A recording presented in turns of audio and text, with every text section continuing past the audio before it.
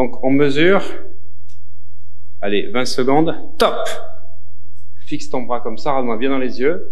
Au fond des yeux, comme ça, au niveau du front. Serre ton bras, contracte ton bras au maximum. Tous tes muscles sont contractés. Impossible de les bouger, totalement immobilisés, comme dans du plâtre. Et je vais transférer ici dans l'autre bras, totalement immobilisé.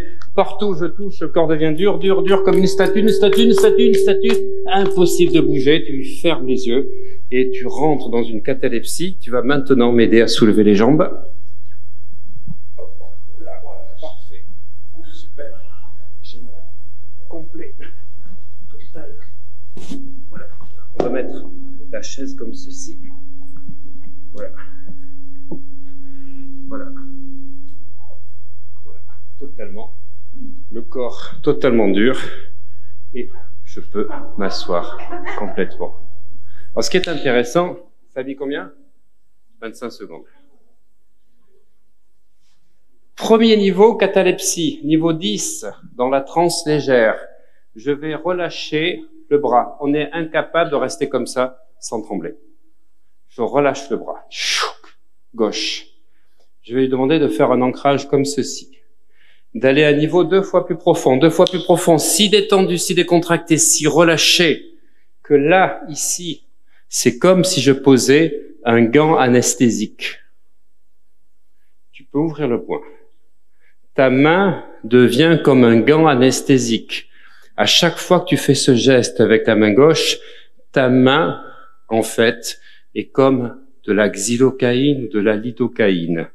Tu peux mettre ta main sur la bouche ou la mâchoire comme ceci, et tu vas sentir que la boue devient de plus en plus molle, impossible de parler. Tu peux faire ça pour aller chez le dentiste. Mais quand tu as la main anesthésique, tu peux faire ça pour soulager tes crampes d'estomac. J'ai fait ça pour des gens qui ont fait Ushuaïa.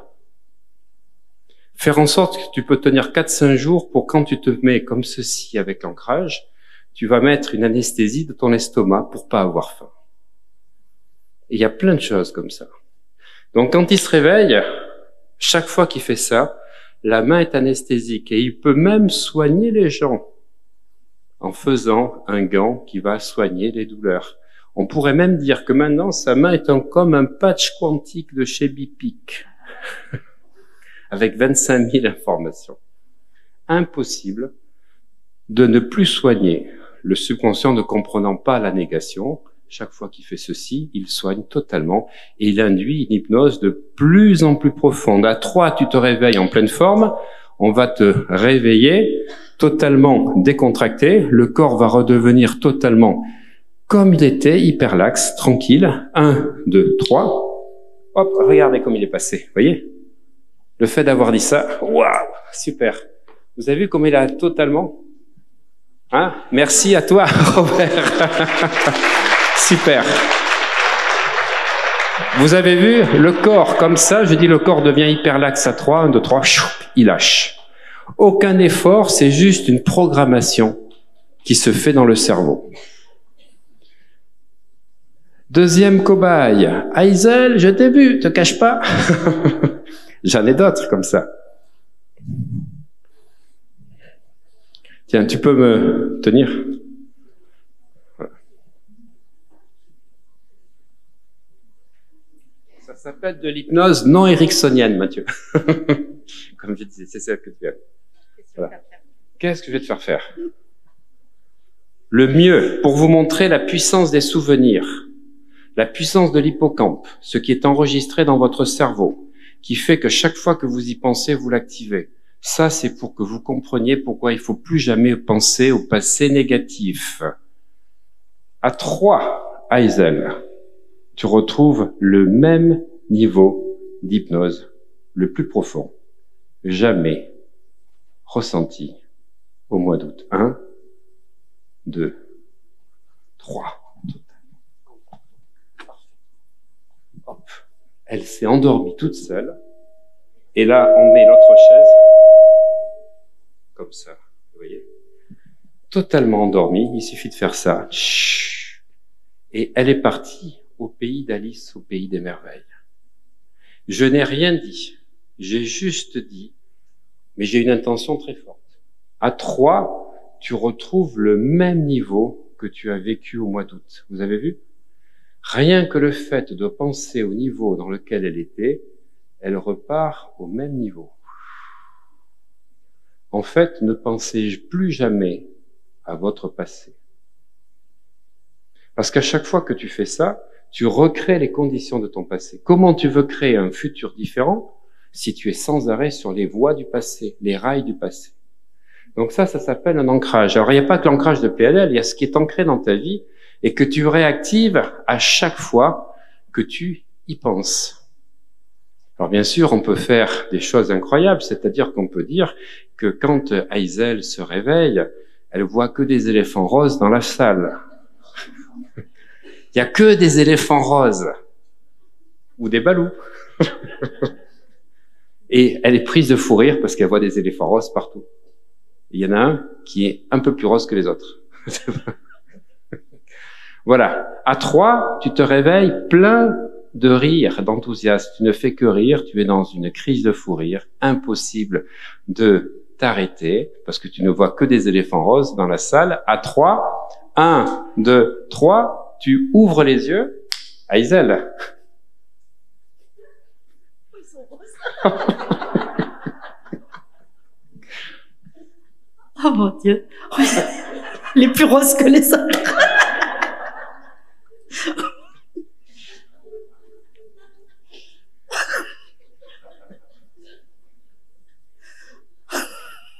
Elle se cache derrière son téléphone rose en plus. Vas-y, répète. Elle se cache derrière son téléphone rose en plus.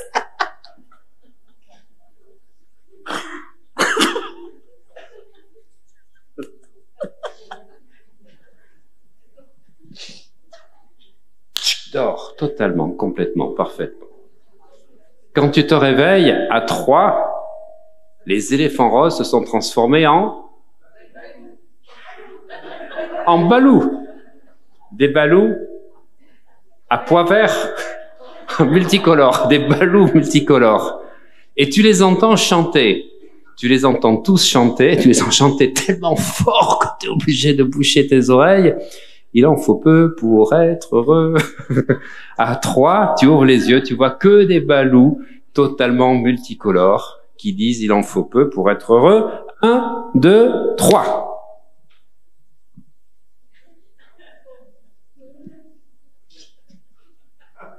Plus de balou rose quand même.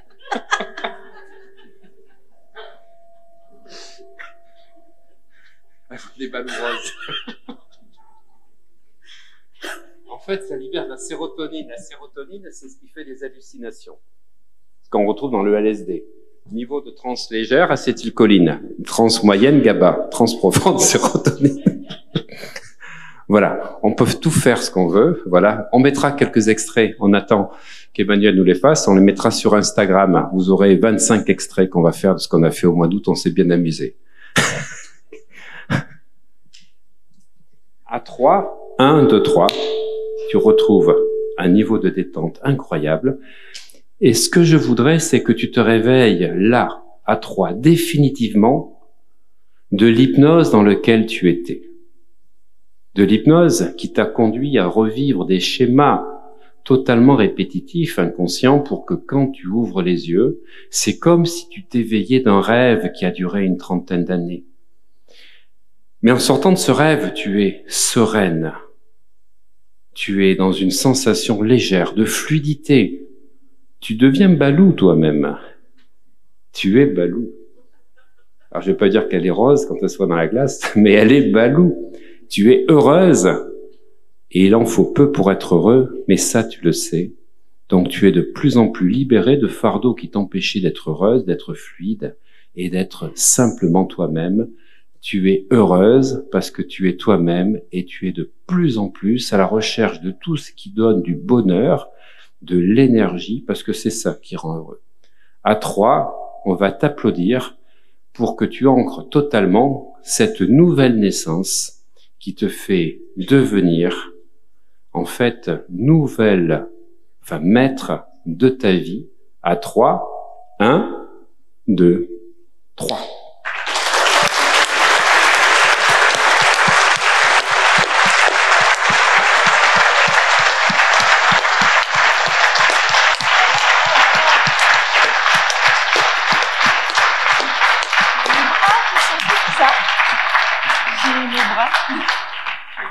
J'ai les bras qui sont tout bizarres. Je sais pas, peut-être que je m'envole. Je sais pas. Léger. Comment tu te sens? Légère. Légère? Tu te sens légère? Vous attendez tout ce que je chante. Il en faut peu pour être... Merci à vous, merci à Olivier. Parfait, super, génial.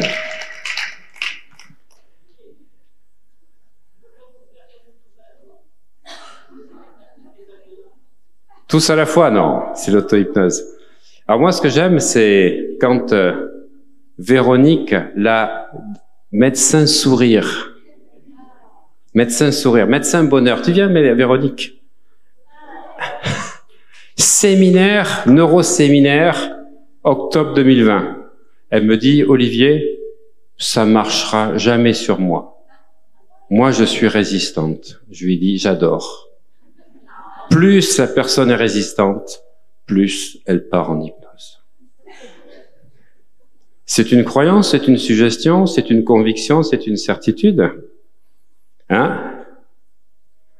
Et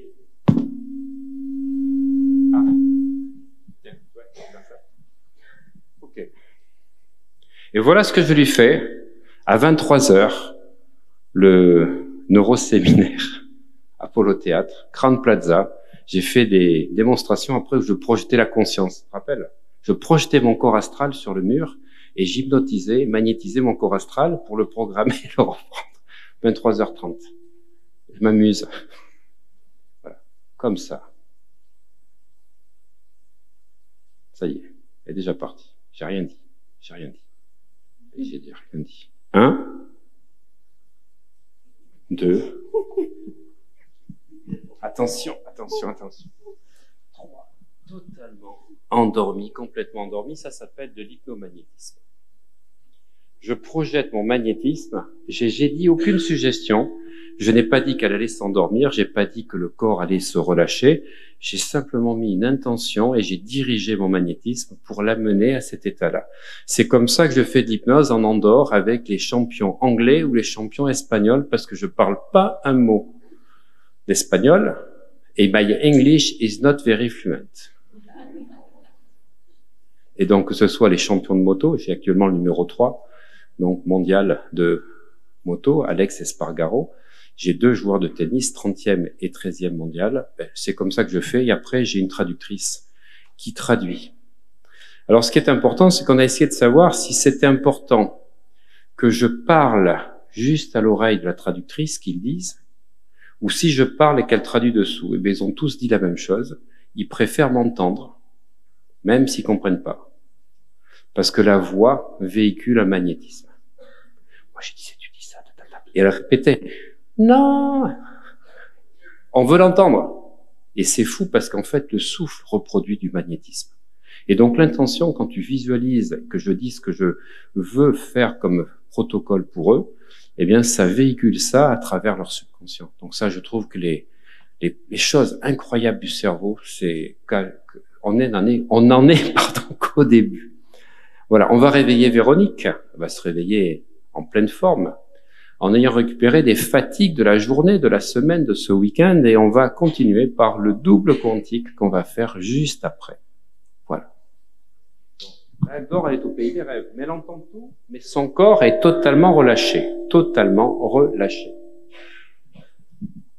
Donc, à 3, tu te réveilles, totalement réveillé, complètement réveillé, te sentant mieux qu'auparavant, ma chère Véronique. 1, 2, 3, réveillé.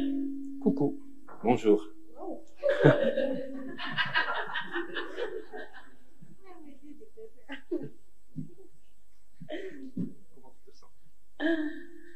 Bien. En forme? En forme. Ah ouais. Tu entendais tout. J'entendais tout ce que tu disais, mais je pouvais pas bouger. Voilà. Ça, c'est l'hypnomagnétisme. Ouais, et ça, j'aime faire ça parce que ça permet de décrocher le mental. Et quand les gens font ça, ça prend 10 secondes. Ils me disent, waouh, mais j'ai jamais été aussi bien. Mais je suis bien. Je suis bien. calme. Voilà. Parfait. Merci. Merci. À toi, Véronique. Super. Parfait. Génial.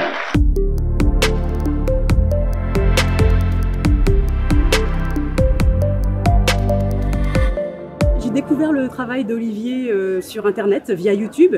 Donc je connais son travail, je l'ai découvert sur YouTube et j'ai été impressionnée par la masse de connaissances qu'il délivrait, sa générosité. Et puis j'ai bien aimé son côté atypique. Donc ça fait 2 ans que je le suis sur YouTube et j'ai eu l'occasion d'échanger avec lui sur LinkedIn. Et il m'a proposé de venir participer. Il m'a invité à participer au séminaire ce week-end. Donc j'ai accepté avec grand plaisir. Alors l'élément qui m'a le plus marqué, c'est le langage de l'alchimie.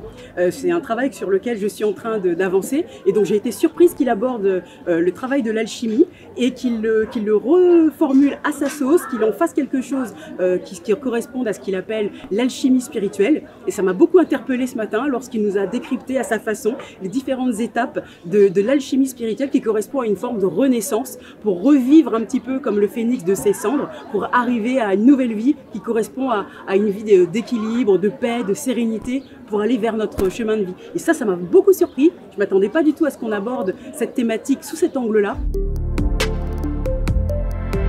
Moi, je travaille beaucoup avec les éléments, ce qu'on appelle les outils narratifs, c'est-à-dire aider les personnes en difficulté à partir des mots. C'est-à-dire que tu peux retrouver confiance en toi à partir des mots, de la narration. Il y a un outil qui est fabuleux qui s'appelle le chemin du héros, le parcours du héros, qu'on utilise beaucoup dans le langage cinématographique. C'est-à-dire qu'on part d'une histoire, d'un personnage avec une histoire simple qui doit atteindre un objectif, c'est-à-dire chercher en général une quête, un trésor. Et donc je pense que je peux m'inspirer du travail de l'alchimie pour utiliser des jeux de mots, trouver des liens entre ça, le langage alchimique et le langage du personnage héroïque que nous représentons chacun dans nos vies pour se sortir de situations qui ont l'air a priori difficiles mais qui peuvent l'aider à trouver la solution.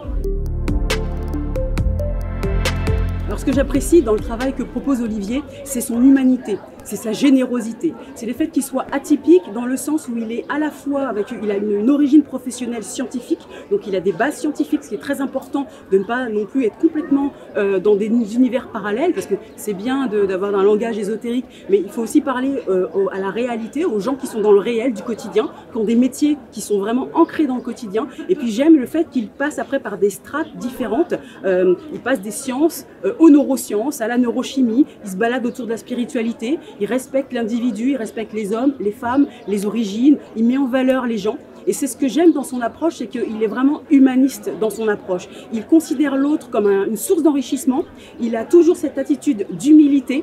Et ce que j'apprécie énormément chez Olivier, c'est qu'il est ce qu'il dit et il dit ce qu'il est. C'est-à-dire qu'il n'y a pas 2 personnages. Dans le monde du développement personnel, et j'en connais un rayon dans ce secteur, pour avoir travaillé avec beaucoup de professionnels, beaucoup de mentors et d'enseignants, il y a souvent 2 visages. Vous avez le personnage public, la personne, vous savez, comme à la télé, au cinéma, celle que l'on partage aux gens, l'image publique. Et puis après, il y a souvent dans les coulisses un visage très décevant. Et ce qui est très intéressant avec ce que propose Olivier, c'est que vous avez une seule et même personne et il est unique et il est authentique, il est sincère, il est généreux et il est humain. Et ce que j'apprécie enfin pour terminer, c'est que dans son approche, elle est accessible aussi bien aux particuliers qu'aux professionnels de la santé et qu'il est accessible. Et donc si les gens qui vont regarder cette vidéo sont intéressés par le développement personnel, si les gens qui suivent cette vidéo sont intéressés pour évoluer, pour en apprendre sur eux, mais qui complexent parce qu'ils ne sont pas coachs, ils ne sont pas professionnels, ils ne sont pas formateurs, soyez rassurés, vous pouvez vous laisser guider par Olivier, il va vous accompagner et vous aider dans cet apprentissage avec beaucoup d'humilité et à aucun moment avec Olivier on se sent complexé. Donc voilà, ça c'est le message que j'ai envie de délivrer aujourd'hui.